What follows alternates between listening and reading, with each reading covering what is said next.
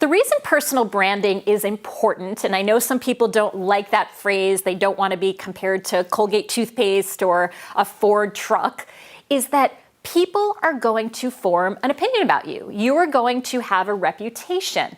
One of the best quotations that I've ever seen about this is from Carla Harris, who's a managing partner at Morgan Stanley. And she has said, almost all major decisions about your career will be made when you are not in the room. So think about it. If you go to interview for a job, someone is going to discuss that interview after you leave. If you send in a resume for an opportunity, that is going to be discussed when you are not there to explain it. So your brand, your reputation has to speak for itself. That's in the way you talk about yourself in a job interview or networking session. That's the headline and summary on your LinkedIn profile. That is the words that you choose to feature on your resume. That is the people in your network who speak up about you on your behalf. Do not wait and hope that people get about you what you want them to. I believe you have to be very deliberate and proactive about telling people who you are and what you're looking for. That's the essence of building a personal brand as a job seeker. Tom Peters is the business guru who invented the term personal brand to apply to individuals and not just companies or products. And I want to read to you his description, his definition of personal brand. Tom Peters said, everything you do, and importantly, everything you choose not to do, communicates the value and character of your personal brand.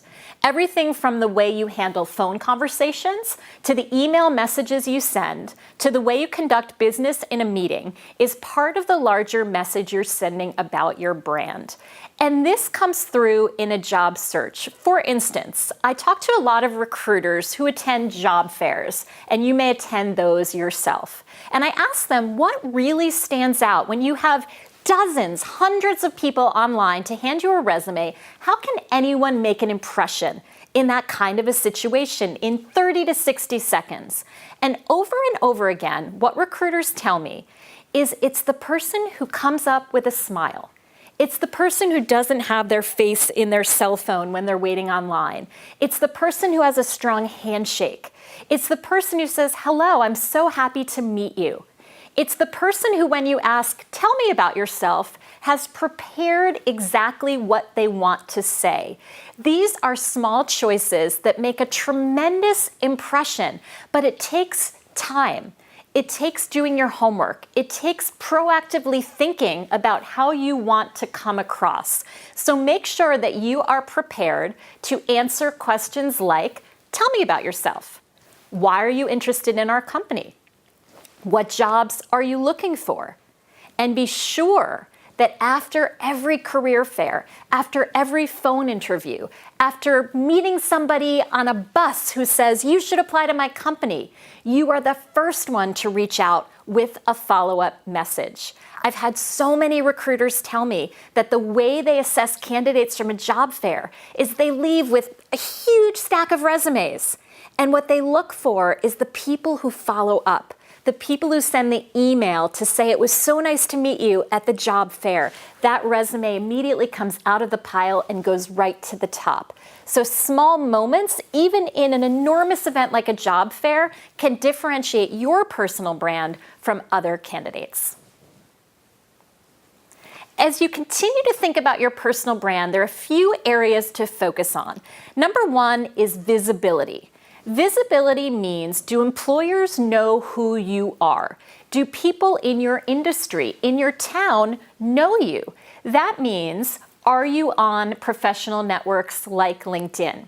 If there is a professional organization or community group or business luncheon meeting in your town, do you show up and introduce yourself to people?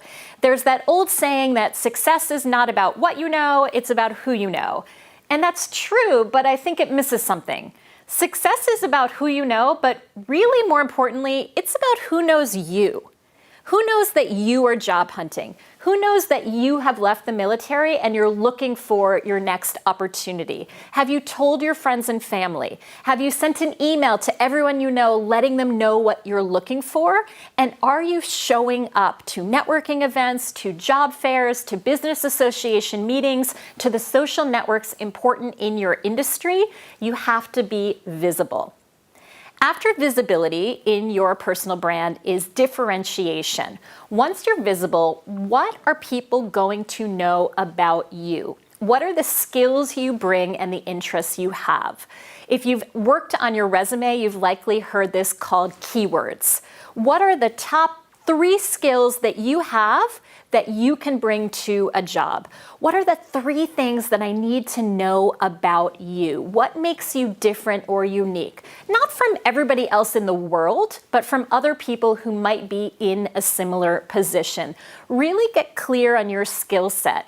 Maybe go and ask 5 people who know you well, what 3 words would you use to describe me? And when you start to hear repetition in the words that they're using, that's when you've hit on it. But what other people know about you is often what we sometimes can't see in ourselves. Knowledge, skills, experience. Make sure that once you hit on those words or concepts or talents, that you are using them in your cover letter for jobs, in your LinkedIn profile, in your LinkedIn summary statement.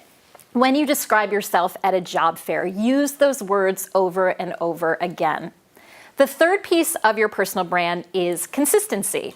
What happens a lot is I meet you in person and you are professional and you are polite and you are articulate, and then I get an email from you and it's full of typos and really informal. Make sure that every touch point you have with a potential employer or a networking connection is consistent. Make sure that if I connect with you in a professional way on LinkedIn and I happen to come across you on Facebook, that there's not a huge disconnect in the level of professionalism. Certainly you can be human and have fun on other social networks and nobody's going to be in a suit and tie every day, but I want to feel like I'm meeting the same person in a variety of different situations. And fourth and finally is authenticity. And this word can be really complicated. Authenticity to me means, are you being true to yourself in the context of the industry that you want to join? So authenticity means if you are a more introverted person, that maybe you have more one-on-one coffee meetings during your job search, or you're not the first one to stand up and give a speech when you are at a networking event. Authenticity means playing to your strengths, being true to who you are. It does not mean that if you feel you're most authentic in sweatpants that you should wear sweatpants to a job interview. It means being your true self in the context of the industry that you want to join. But please do not interpret personal brand as my giving you advice to be fake or to be perfect. We're all human beings. This is about playing to your strengths and figuring out the essence of who you are and exactly what you want in a professional context.